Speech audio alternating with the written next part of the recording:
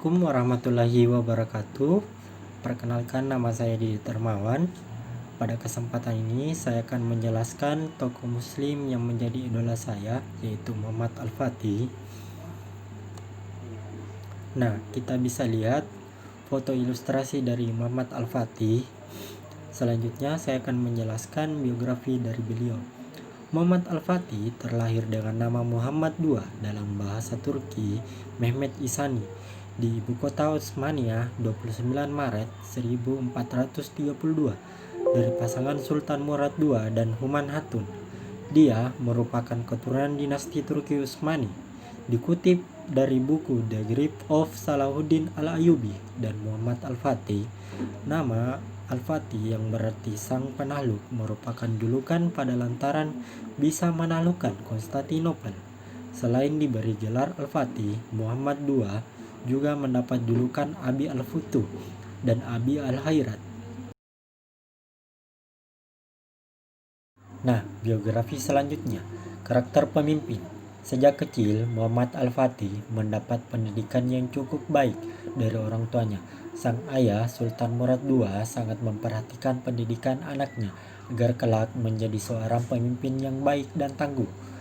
Peradaban yang dibangun selama berkuasa yakni tahun 1451 Masehi hingga 1484, Sultan Muhammad Al-Fatih telah membangun lebih dari 300 masjid, 57 sekolah, dan 59 tempat permandian di berbagai wilayah di Utsmani. Salah satu peninggalan yang terkenal adalah Masjid Sultan Muhammad II dan Jami Abu Ayyub Al-Ansari. Mengguncang Konstantinopel. Di usia yang belia, Muhammad Al-Fatih berhasil menaklukkan kota Konstantinopel, sekaligus menjadi penanda bahwa abad pertengahan telah berakhir. Al-Fatih menyiapkan 4 juta tentara untuk mengepung wilayah barat dan laut. Pengepungan ini terjadi selama 50 hari. Wafat pada Rabiul Awal 1481 Masehi. Sultan Muhammad Al-Fatih menderita sakit, namun dia nekat meninggalkan Istanbul untuk berjihad.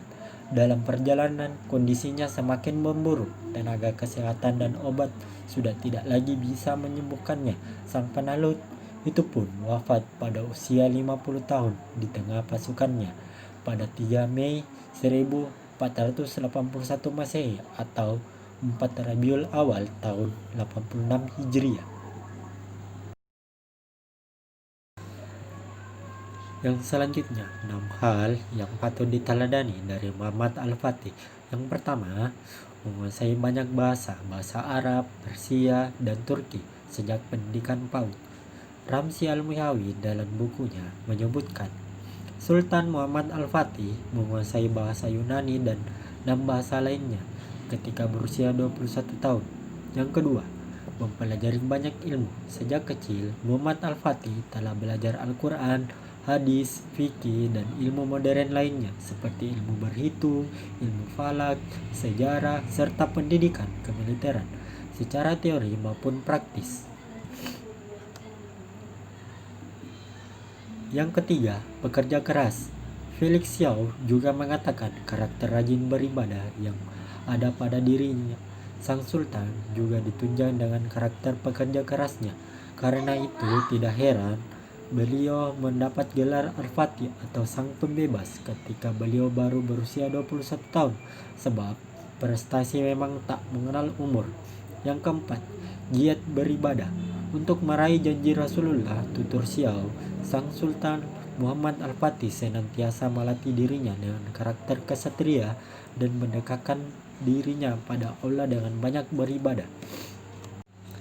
Selanjutnya, yang kelima, berani.